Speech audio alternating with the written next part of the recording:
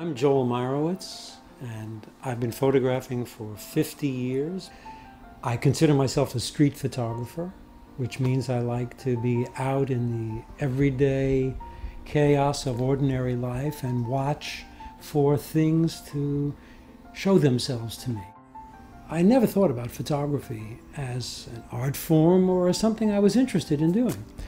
In '62, when I was working as a junior art director in a small Midtown Manhattan company, I designed a booklet, and my boss hired Robert Frank to shoot this booklet. And I went down and watched him execute the work for this book, and it was amazing. He moved and photographed, and it was all so physical and balletic and magical, because I thought you had to say, hold that pose. And I was so bowled over by it that when I left the shooting, I was out on the street, everything I saw on the street, taxi, hello, goodbye, everything seemed to have meaning to it.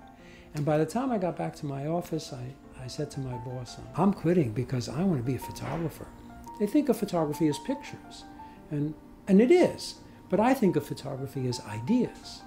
And do the pictures sustain your ideas, or are they just good pictures? I'm not that interested in making more good pictures.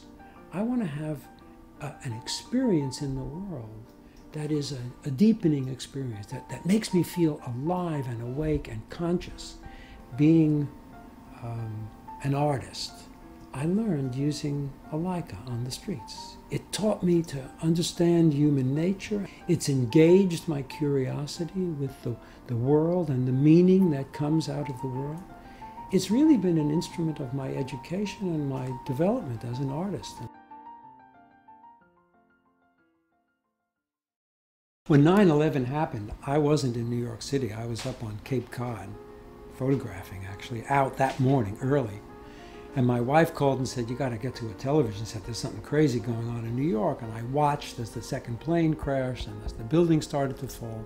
And then I got back to New York. And the first thing I did, we unpacked the car, I walked down right to the edge of Ground Zero at Chambers and Greenwich Street. And because I'm me, I raised the camera to my eye just to kind of take a look to see what was there. And as soon as I did it, somebody behind me punched me on my shoulder. And I turn around, and it was a lady cop. And she says, "No photographs, buddy. This is a crime scene." I said, "Suppose I was the press. What would you do then?" And she laughed in my face, and she said, "The press, take a look." And she went like that, and up the street was the press corps. And I said, "Well, when are they going in?" And she said, "Never. I told you. It's a crime scene. Mayor Giuliani says no photographs allowed." And I immediately thought, they're not going in. It's a crime scene. I'm going to go in there, and I'm going to make the historic record and give it to the city of New York. I managed to call a friend who was a commissioner of parks in New York, and I said, he knows me since he was a kid. I said, "Adrian, I'm a straight arrow. This is what I want to do. Who do you know in the government that could help me?" And he said, "Joel, I am the government."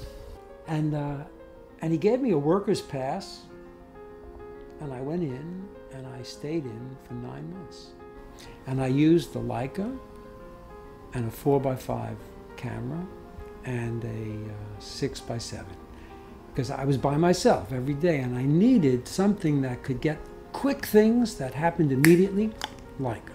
Things that were slower, that I could study more, I used the 4x5, because I wanted to make the document the most precise document, so that when we blow up the pictures to 10 feet or 12 feet, they have the kind of authenticity that makes you feel it in your gut, that you're standing in front of a facsimile of this.